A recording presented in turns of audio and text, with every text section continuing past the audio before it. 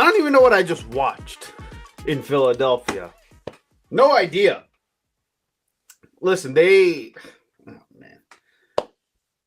Let's start with this. The Philadelphia Eagles won the game against the Carolina Panthers 22-16. Came down to the final plays of the game. And I know Vegas had the line at like 13.5, 11.5. Ain't no way the Carolina Panthers were going to lose by 2 touchdowns the way the Philadelphia Eagles have been playing. So for all of those who took the spread, good for you. I chose Carolina to cover as well. So that was nice to see. Saquon Barkley again had a really good day. Had 124 yards on the ground. Was efficient when he needed to be, averages 6 yards a carry today. No super big plays by any means, but we did enough just to beat the Panthers, okay? And I know normally that sounds like something that's a negative. However, the Panthers the last few weeks have been playing some really good football. They took Tampa Bay to overtime. They took the Chiefs down to the wire. And then they took Philadelphia down to the wire. So they're playing good football. A win's a win. All that stuff, okay? It's good to see. However, there's some things in this game that are really, really not good going forward if we really want to make a Super Bowl run here.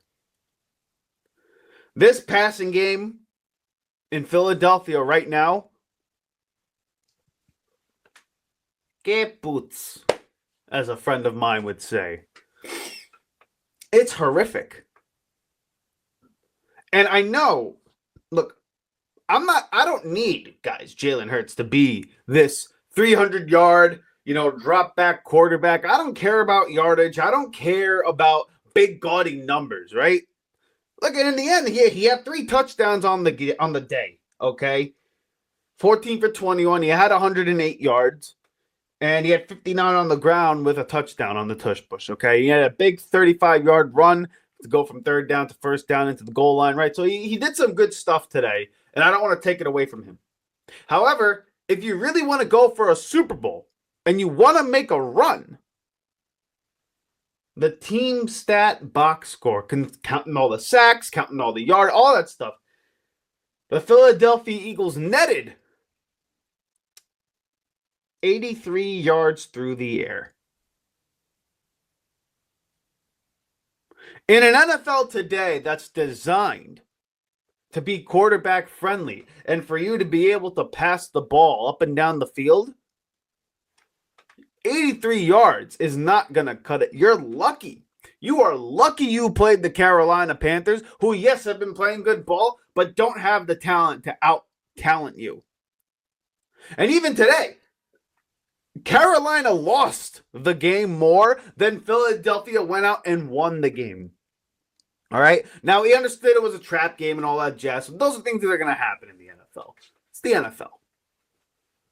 But that is a concerning sign going forward, especially if we're thinking we can keep up with the likes of Detroit, Minnesota, Green Bay, all these other teams in the NFC to eventually get to the Super Bowl. We have to be ready to be able to go shot for shot with these guys. And this game brings up a lot of concerns on that front. And we're going to talk about that in just a moment. But before we do that, you know what it is. This is the Riding the Bench Eagles podcast. I am your host, Asif Badi. And like you, I am a fan who wants to hoist the Lombardi Trophy and celebrate the birds in the midnight green. But I want to create a platform, an open forum for fans to come and comment, give your thoughts here. And if you're down with that, and if you like this message, then I have 2 things to ask of you.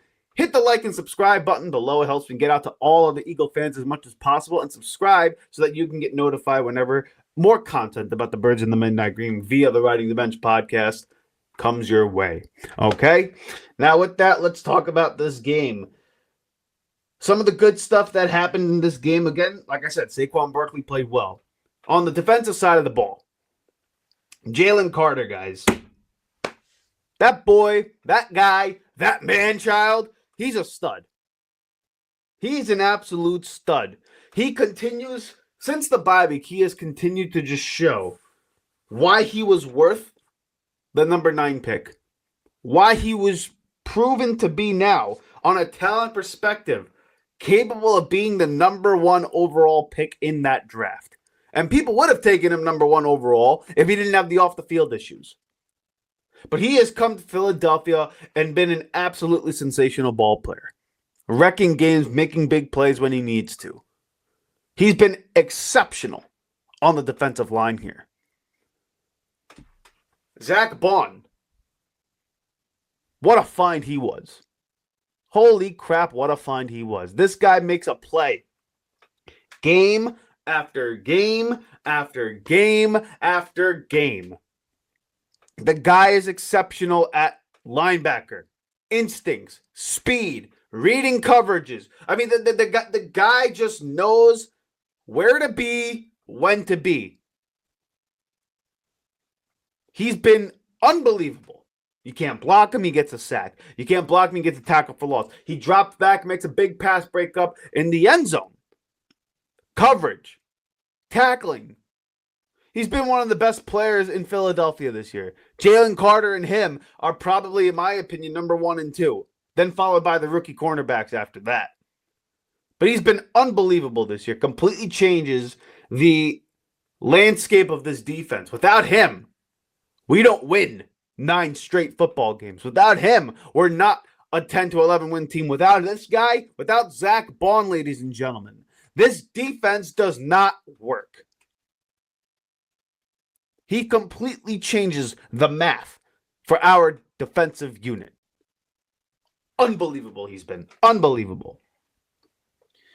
And then, lastly, on the good side of things, I'll put these two in conjunction. Saquon Barkley in this offensive line, again, continues to show you can run the ball with anybody and on anybody. The offensive linemen get the good push. Saquon Barkley, again, what do you have, 6 yards a carry virtually? The guy just continues to make plays. And he's the reason this engine churns on the offensive side of the ball. We're number 1 on the ground game, and it's because of 26 in this offensive line. And it continues to just show it every single year. From left to right, Mailata, Dickerson, Juergens, Becton, Johnson. It is not out of the realm of comprehension, ladies and gentlemen, that those guys up front could have all pro nominations. Like, it is not out of the realm of comprehension that you can have every guy be a Pro Bowler, an all-pro guy. They've been that exceptional this year. It's been incredible to actually watch. And I know it's not the sexiest thing to say, oh, you got to watch this offensive lineman play. But this unit, it's one of the best units I have seen as an Eagle fan since my time watching since 2007. That's when I became an Eagles fan. That's one of the best units I've seen in a very, very long time. And you can take that and ride that through the playoffs, potentially, to the NFC title game. Now that we talked about the good, let's transition to some of the stuff that could potentially be an issue for us going forward as the season goes on. The Philadelphia Eagles, ladies and gentlemen, at least this week, have a really, really big problem on their hands in regards to quarterback play. Now, I don't want to come off as a Jalen Hurts hater, because I don't. I believe you can win with Jalen Hurts. I believe we can win with Jalen Hurts. And I love the fact that he is the quarterback of the Eagles, okay? He represents everything that you would want in a franchise QB, okay? And I think in a lot of ways, he's gotten better as a quarterback this year in his game in terms of pre-snap reads and understanding what's coming out in front of him, not turning the ball over, things like that. His completion percentage has gone up because he's taking less risky throws. I like all these things, okay? However, you're playing the Carolina Panthers. You can't finish the game with 83 freaking yards of offense through the air. Not against one of the worst passing defense in the NFL. Now, again, I didn't come into this game thinking that we were going to blow out Carolina. I didn't think that Jalen Hurts would come in and throw for 300-something yards against this defense. That's not what I was looking for. What I wanted to see was Jalen Hurts just be efficient, play clean, and be able to just throw the ball at a consistent pace here, where if we needed to get chunk yardage, he could through the air. And this game, guys, he did not play well. Yeah, he made plays when he needed to in terms of, picking up first downs with his legs. And he had the one big play to Devontae Smith on the left sideline, which was nice. And when he got into the red zone, they scored all 3 times virtually, okay? So in that sense, yes, you commanded your troops. You led the offense to get scores when you needed to. Fine. But the thing that could hold the team back going forward, guys, is if this team continues to have slow starts, which, again, it happened again, and then not be able to throw it when you have to. Again, when you're playing against teams in the NFC or anybody in the playoffs, a team like Tampa Bay, a team like the Detroit Lions, a team like Green Bay, Minnesota, you got to be able to, when you drop back and throw it or be in situations where you have to throw the ball, be able to pick up significant yardage.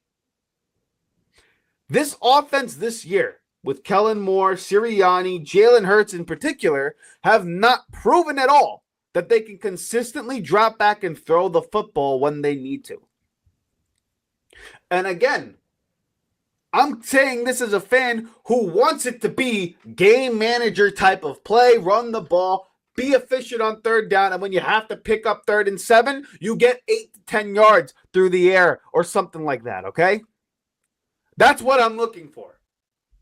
But week to week, Jalen Hurts has shown he cannot consistently do that.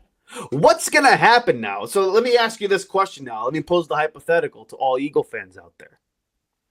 What's going to happen if this team plays Minnesota, if this team plays Green Bay, Detroit, hell, even if they play Washington, Tampa Bay, if you go down 10-0 on the first 2 drives because your offense can't get shit going, what is going to happen to this Eagles football team if they get nothing going through the air, get nothing going on offense? If you're in a situation where you have to throw the ball. This season, they have not proven to anybody, even all the people who believe in this team, and I believe in this team too, but you cannot sit there and tell an Eagle fan or tell a doubter that they're wrong when they say, hey, Jalen Hurts has not proven that he can throw the football at a consistent level to win you a football game. He has not proven that at all. If the game plan gets shifted where you have to transition away from Saquon Barkley, can you lean on Jalen Hurts, A.J. Brown, and Devontae Smith?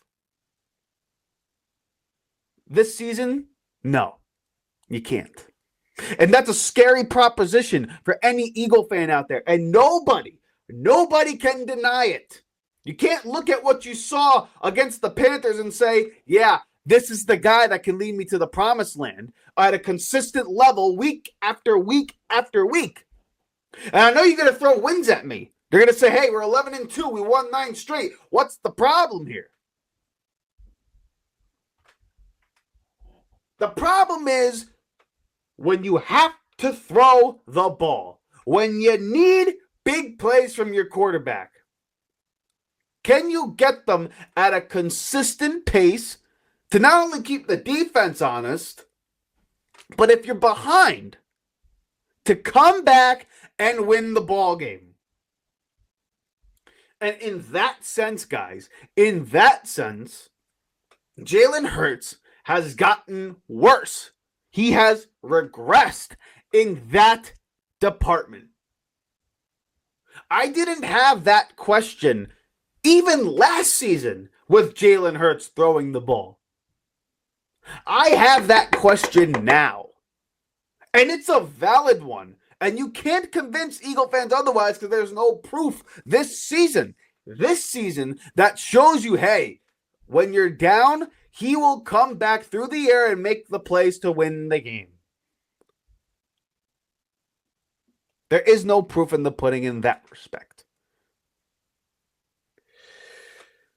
I say that all with a remedy that could potentially solve that issue. And you saw it at times last week against the Baltimore Ravens. You need to bring out the RPO once again. Let that be the basis of your passing game. Because Jalen Hurts, for all of his faults as a professional NFL quarterback, okay, in the pro-style offense, the one thing he knows how to freaking do is run the RPO. And it was good enough to get you to the Super Bowl and for him to be the best player on the field in that Super Bowl. Okay? So again, I am not saying this guy cannot do it. It just has to be through the RPO. Whether you think that's an indictment on him, the organization, the offense, I don't care about that. I care about winning championships. I care about winning the game. You got to be able to throw the ball. And if the way he's able to throw the ball at an elite level is through the RPO, then the Eagles, the coordination, the coordinators, the coaching, everybody in Philly needs to swallow their pride and be able to sit there and say, you know what?